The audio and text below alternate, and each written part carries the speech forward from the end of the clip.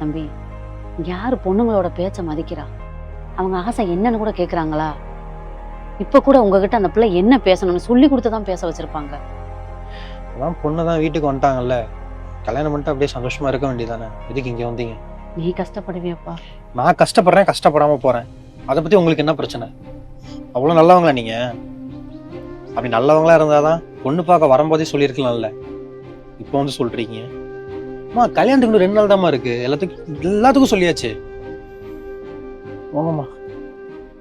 நான் அவ்வளவு நல்லவ கிடையாதுப்பா. இது கூட சுயநலம்தான்.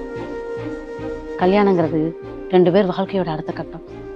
அதுல உன்ன மாதிரி நல்லவங்களுடைய ஆசீர்வாதம் தான் இருக்கணும், சாபம் இருக்கக்கூடாது. அதனாலதான் நாங்க இங்க வந்து நிக்கிறோம். என் பையனை மன்னிச்சிரு. இந்த இடத்துல அவனை என்ன பண்ணணும்னு நினைக்கிறியோ நீ பண்ணிரு. ஜி நீங்க ரொம்ப லக்கி ஜி. பிடிச்ச பொண்ணும் கிடைச்சிருச்சு, கல்யாணமும் பண்ண போறீங்க. தெய்வம் ஜி இவங்க. இவங்கள மாதிரி அம்மாலாம் கிடைக்கிறது கொடுத்து வச்சிருக்கணும். எனக்கெல்லாம் கிடைச்சிருந்தாங்கன்னா இந்த உலகத்தையே வாங்கியிருப்பேன்.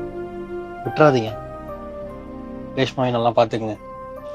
Happy married life. இந்த வீடியோ ஃபுல்லா பார்க்கணுமா? கீழே இருக்கிற ப்ளே பட்டனை கிளிக் பண்ணி பாருங்க.